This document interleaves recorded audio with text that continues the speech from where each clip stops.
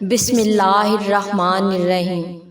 اماں مجھے یہ نکاح قبول نہیں، کنزا نے صاف انکار کیا تھا۔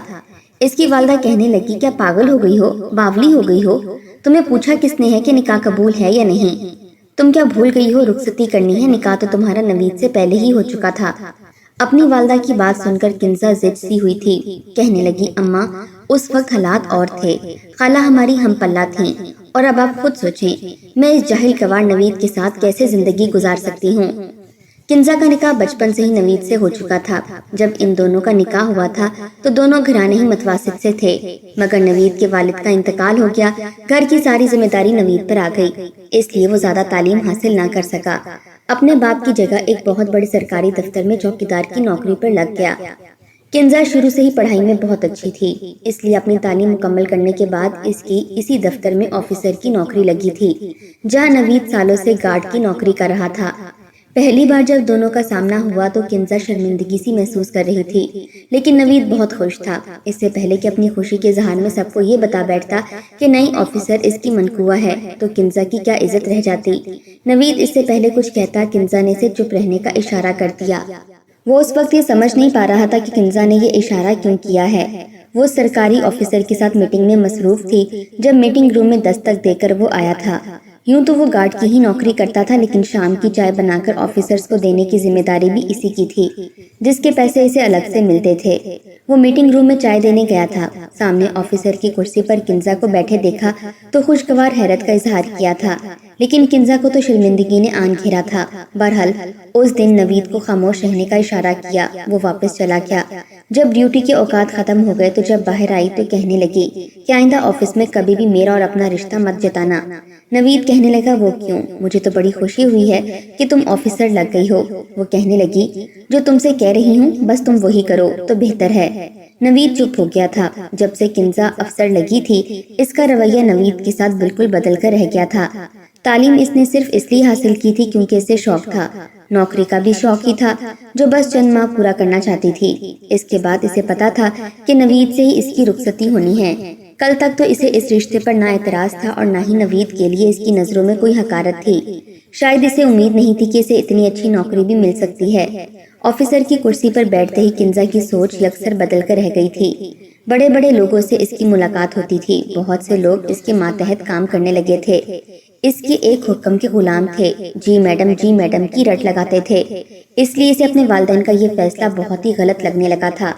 چند ماہ بعد جب رخصتی کا وقت آیا تو کنزا نے بحث شروع کر دی تھی، کیونکہ اس کے آفس میں بھی کافی لوگوں کو معلوم تھا کہ کنزا کی شادی ہونے والی ہے، لیکن یہ نہیں معلوم تھا کہ کس سے ہونے والی ہے۔ بہت سے آفس کے کولیگ نے اسے یہ تک کہا تھا کہ اپنی شادی پر ضرور بلانا، لیکن وہ چپ سی تھی، سمجھ نہیں پا رہی تھی کہ کیا جواب دے اور کیا نہ دے۔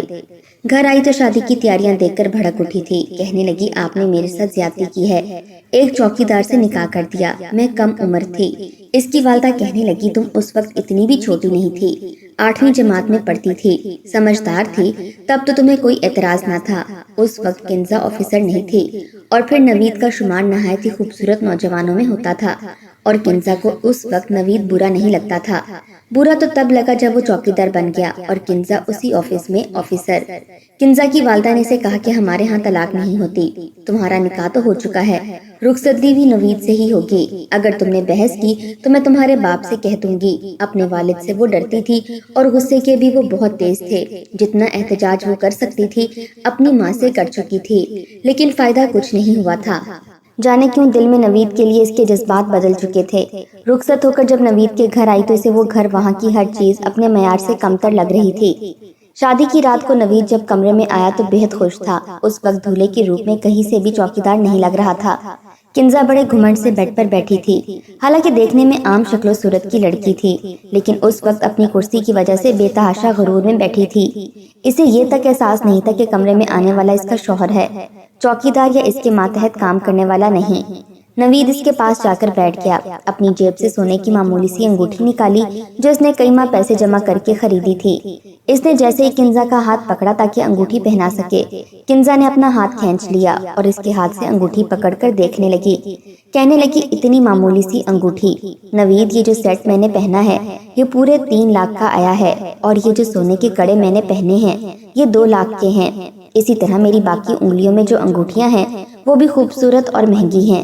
دیکھو اب میں کوئی معمولی سی گھریلو لڑکی نہیں ہوں، سرکاری محکمے کے اعلیٰ افسران میں میرا شمار ہوتا ہے۔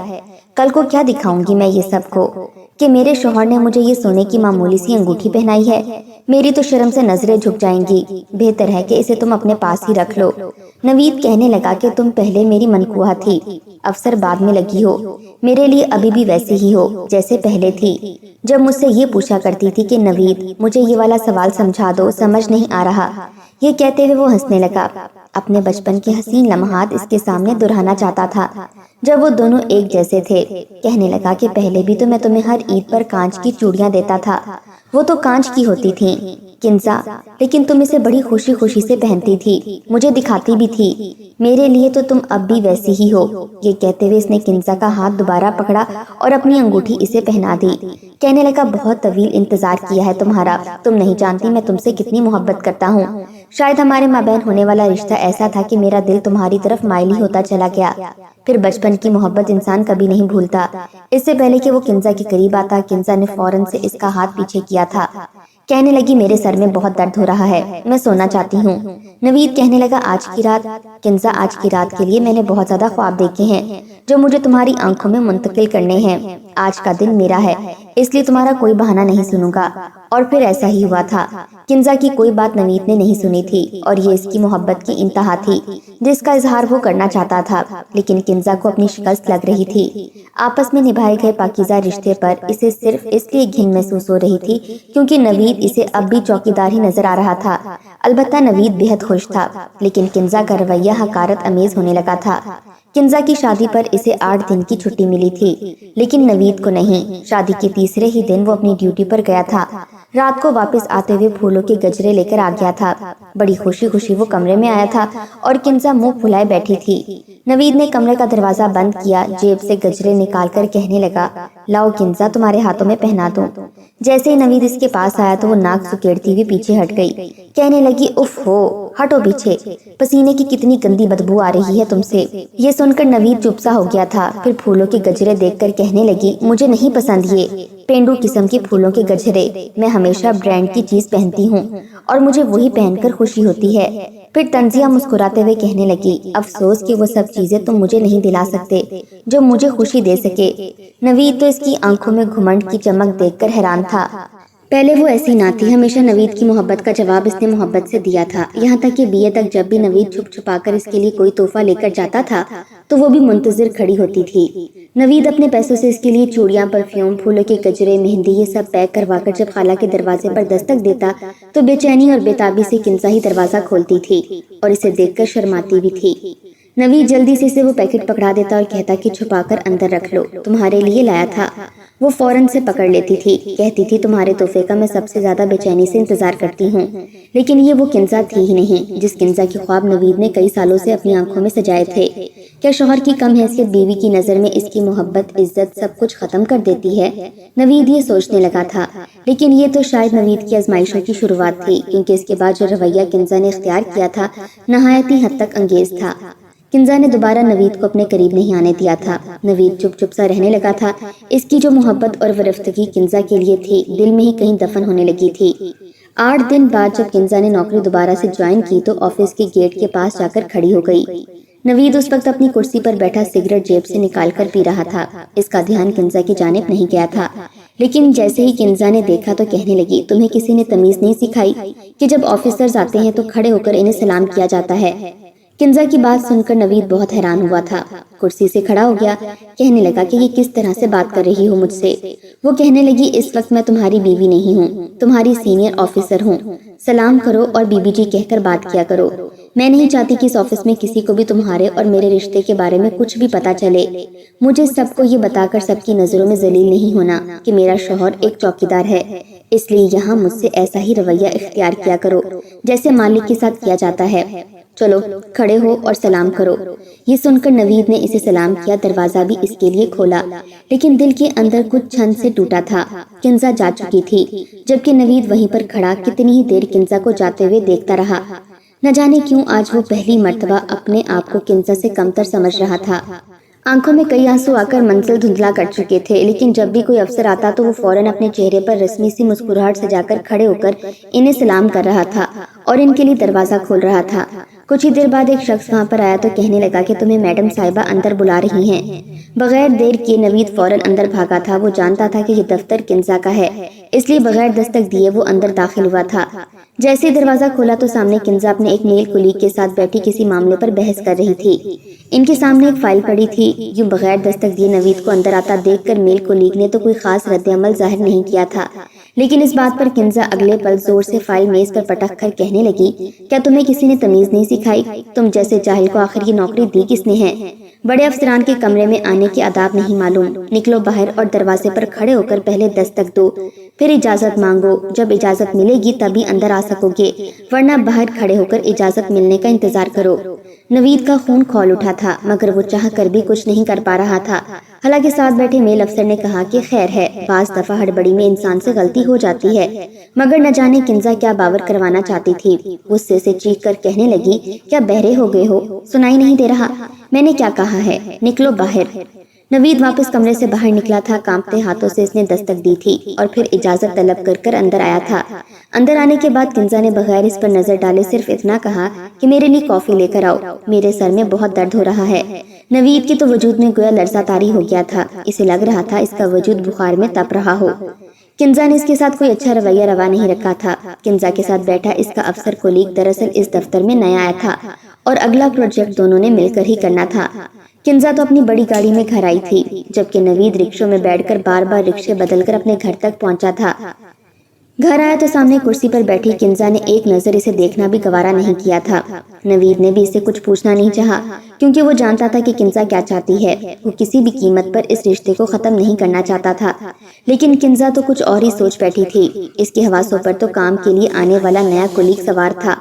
वो अपने वालिदैन के फैसले पर पछताने लगी थी कि उन्होंने वक्त से पहले क्यों इसकी डोर इस नवीद के हाथों में दे दी थी। अगले रोज दफ्तर से छुट्टी थी, इसलिए किंजा शॉपिंग करने के लिए घर से जाने लगी तो नवीद साथ ही जाने लगा, क्योंकि सारा दिन सोने के बाद शाम के वक्त किंजा शॉपिंग करने जाने लगी थी। यूं किंजा के लाख मना करने के बावजूद नवीद इसके साथ ही बाजार चला गया। महंगे महंगे कपड़े और ब्रांडेड चीजें लेकर वो देखते ही देखते लाखों रुपए खर्च कर चुकी थी। नवीद के लिए इसने कुछ भी नहीं लिया था। ये जरूर किया था कि तुम किसी लंडा बाजार से जाकर या किसी एतवार बाजार से अपने लिए कुछ देख लेना, क्योंकि तुम वही अफोर्ड कर सकते हो।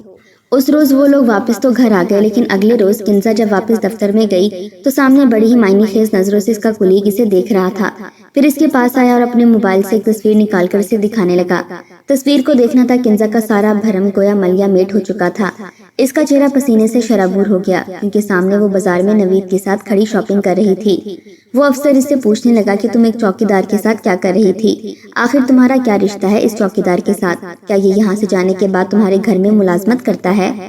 झूठ बोलने का कोई फायदा नहीं था, इसलिए इसने बता दिया कि मेरी शादी बाली उम्र में ही नवीद के घर वालों ने कर दी थी और अब मैं मजबूरी के तौर पर इस रिश्ते को निभा रही हूँ।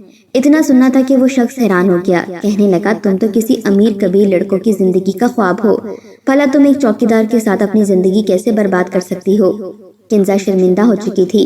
कहने लगी कि प्लीज किसी को मेरी शादी के बारे में मत बताना। राहत ने इसे वादा तो कर लिया था, मगर वो भी इसके सामने इसके शौहर को मजीद जलील करने लगा था ताकि वो इसे कमतर साबित कर सके। जबकि नवीद ने कोई रद्द अमल जाहिर ना किया तो वो तो मजीद ही शेर हो चुका था। एक रोज वो भी आया जब इसे लगा कि नवीद इसके काबिल कभी था ही नहीं। इसे तो किसी राहत जैसे शख्स से शादी करनी चाहिए थी। लगे हाथ राहत ने भी इसे शादी के लिए प्रपोज कर दिया तो किंजा इस नतीजे पर पहुंच चुकी थी। ये बात नवीद भी नोट कर चुका था कि अब किंजा इसमें नहीं बल्कि किसी और में खुशियां ढूंढने के चक्रों में है। एक रोज वो भी आया जब इसने खुद अपने शौहर से तलाक मांग ली। जब नवीद ने तलाक देने से इनकार किया तो इसके मुंह में जो आया वो बुड़बुड़ाती चली गई। इसने जी भरकर नवीद को जलील किया था, यहाँ तक कि इसे 2 टके का भी कह दिया। आखिर नवीद कितना बर्दाश्त कर सकता था। इसकी खुशी की खातिर इसने इसे तलाक दे दी थी। वो दिन इसकी जिंदगी का सबसे भयानक दिन था जब अपना सामान लेकर किंजा इस घर से निकल गई थी और नवीद सारी रात अपनी बीवी को याद करता रहा था, जो कि अब इसके लिए दर्द छोड़कर जा चुकी थी, सिर्फ और सिर्फ इसलिए कि वो एक चौकीदार था, इससे कम कमाता था। उस रात की सुबह किंजा के लिए बड़ी ही हसीन थी, क्योंकि इसने पूरे दफ्तर को बता दिया था कि मैं और राहत बहुत जल्द शादी करने वाले हैं। मैं साबका शौहर को छोड़ चुकी हूँ। हर एक ने इसे मुबारकबाद दी थी। जैसे इसकी इद्दत खत्म हुई तो इसने राहत के साथ शादी भी कर ली थी। उस दिन के बाद से दोबारा इस दफ्तर में नवीद कहीं नजर नहीं आया था। नया चौकीदार इसकी जगह आ चुका था। वक्त गुजरने लगा।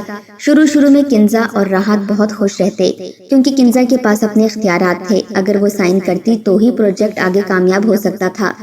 किंजा एक किस्म का राहत के लिए मोहरा थी। वो अपने अच्छे बुरे काम सब कुछ किंजा से निकलवाने लगा, और किंजा भी इस जैसे खूबरू लड़के की लाए हुए पेपर्स पर बगैर देखे साइन करती ही चली जा रही थी।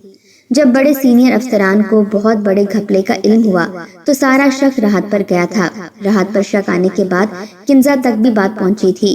करोड़ों रुपए की मालियत का घपला कंपनी में किया गया था। जब किंजा को इस बारे में इल्म हुआ तो इसके गुस्से की कोई इंतहा न रही। वो अपने शौहर से लड़ने झगड़ने लगी थी कि तुमने ऐसा कैसे कर लिया, मैं तो तुम पर अंधा एतबार करती थी। सोचा था कि तुम हमेशा मेरे साथ मुखलिस रहोगे, लेकिन तुम्हारी वजह से मेरी नौकरी खतरे में जा चुकी है। ये सुनकर बजाय बात समझने के राहत कहने लगा कि अपनी जबान अपनी काबू में रखो। तुम होती कौन हो मुझसे ऐसी बात करने वाली? अरे तुम में था ही क्या? ना ही तुम कोई खूबसूरत हो, ना ही तुम में कोई कशिश है। मैं तो सिर्फ और सिर्फ तुम्हारी नौकरी की वजह से ही तुमसे शादी करना चाहता था, ताकि ये इख्तियारात मुझे मिल जाएं। तुम्हारी एक बेवकूफ़ी की वजह से आज मैं इन लोगों की नज़र में आ चुका हूँ। किंजा जितना हैरान होती उतना ही कम था। राहत ने छुपने की बहुत कोशिश की थी, मगर आला अफसरान ने न सिर्फ किंजा बल्कि राहत को नौकरी से निकाल दिया, बल्कि राहत को पुलिस के हवाले कर दिया, और किंजा अपनी नौकरी से हाथ धो बैठी थी। राहत चीख चीख कर कह रहा था कि मुझे इस जेल से निकालो, मगर किंजा के तो दोनों हाथ खाली थे। नौकरी भी चली गई थी। जब तक जमा पूंजी थी वो अपना घर चलाती रही। माँ तो वैसे ही इंतकाल कर चुकी थी। सर पर किसी का साया रहा नहीं था। जो पैसे थे वो वकील को देने में जाया हो चुके थे, मगर इसके बावजूद 10 साल की कैद हर हाल में राहत ने काटनी ही थी, क्योंकि इसने काम ही ऐसा किया था। कई मर्तबा नौकरी के लिए अप्लाई किया, मगर किंजा को कहीं नौकरी नहीं मिल पाई थी। अब इसे 1-1 रुपए की कदर हुई थी। बार बार नवीद याद आया था। अपना पेट पालने की खातिर वो दर दर के धक्के खाने लगी। हर जगह नौकरी के लिए अप्लाई करने जाती थी, मगर कोई भी इसे रखने को तैयार नहीं था। कितना ही अरसा इस सब में बीत चुका था। छोटी मोटी नौकरी कर वो अपना गुजर बसर कर रही थी, लेकिन एक मर्तबा फिर वो अपना एक आला मकाम हासिल करना चाहती थी। यहाँ तक कि अपना घर बेच दिया, लाखों करोड़ों रुपए की इन्वेस्टमेंट की, लेकिन सब कुछ डूब चुका था। इस 5-6 साल के अरसे में वो बिल्कुल ही टूट चुकी थी। वो आज वहीं पर आ खड़ी थी जहाँ कभी नवीद था। इसके किसी जानने वाले ने इसे एक कंपनी के बारे में बताया जहाँ पर वैकेंसीज आई थी। एक लम्हे की भी देरी किए बगैर जब किंजा वहाँ पर पहुंची तो इसे घंटों बैठकर अपनी बारी का इंतजार करना पड़ा था। जब वो अंदर कमरे में दाखिल हुई तो सामने का मंजर देखकर इसके होश उड़े थे, क्योंकि सामने एक बड़ी पोस्ट पर नवीद बैठा था। नवीद को देखकर वो पलके झपकना भूल चुकी थी। नवीद ने भी जब किंजा की यह हालत देखी तो वो भी हैरान हुआ था। किंजा सामने खड़ी हो चुकी थी। नवीद उठ खड़ा हुआ, कहने लगा कि किंजा, तुम यहाँ इस हालत में? तुम तो बड़ी अफसर थी, तुम्हें इस नौकरी की क्या जरूरत पड़ गई? सबसे ज्यादा हैरान तो किंजा थी। कहने लगी कि तुम यहाँ क्या कर रहे हो? नवीद ने गहरी सांस खारिज की और कहने लगा कि कुछ नहीं, मैं चौकीदार जरूर था, मगर इसके साथ ही प्राइवेट पढ़ाई भी हासिल कर रहा था। इसी के साथ ही कुछ ऑनलाइन कोर्सेज भी करता रहा। कंप्यूटर में महारत हासिल कर ली, 7 डिग्री भी ले ली, और फिर इस कंपनी में मेरी जॉब लग गई। इसी के साथ ही मैं अपना ऑनलाइन बिजनेस भी कर रहा हूँ, जिससे घर बैठे कई बेरोजगार लड़कों को काम की फरहमी कर रहा हूँ। ये देखकर तो किंजा का जी चाहा कि चुल्लू भर पानी में डूब मरे। आखिर क्यों इसने नवीद का इंतजार नहीं किया? वो अफसर बनने के बाद जितना कमा रही थी, उस वक्त नवीद इससे भी दुगनी रकम 1 हफ्ते में कमा रहा था। इसकी आंखों में आंसू थे। बहरहाल क्या हो सकता था। इसने नौकरी के लिए अपनी सीवी सामने रखी। वो अपने आंसू नहीं रोक पा रही थी। मुझे इस नौकरी की सख्त जरूरत है। नवीद खामोशी से किंजा को देखता रहा और फिर अपने प्रोफेशनल अंदाज में 5 मिनट बाद इसे कमरे से बाहर भेज दिया। अगले चंद रोज बाद किंजा को इंटरव्यू के लिए बुलाया गया था। कहीं न कहीं किंजा के दिल में ये था कि वो नवीद से माफी मांग लेगी और फिर किसी न किसी तरह दूसरे शौहर से तलाक लेकर दोबारा पहले के पास आ जाएगी, मगर ऐसा नहीं था। जब वो इस दफ्तर में गई तो वहाँ पर सिफारिशी तौर पर नवीद ने इसकी नौकरी तो लगवा दी थी, मगर वो खुद इस कंपनी की दूसरी ब्रांच में शिफ्ट हो चुका था, जो कि दूसरे शहर में थी। नवीद मेहनत करके इस मकाम तक पहुंच चुका था जिसकी कभी किंजा ने ख्वाहिश की थी, लेकिन दोबारा किंजा को अपनी जिंदगी में शामिल करके वो अपने जज्बात की तस्लील नहीं करना चाहता था। ہماری ویڈیوز اگر آپ کو پسند آ رہی ہیں تو ضرور لائک کیجئے، اور اگر آپ نے ہمارا چینل سبسکرائب نہیں کیا تو ضرور کیجئے۔ اس کے ساتھ ساتھ بیل آئیکن پر بھی لازمی کلک کیجئے تاکہ ہماری ہر آنے والی ویڈیو آپ تک بر وقت پہنچ سکے۔ اللہ حافظ۔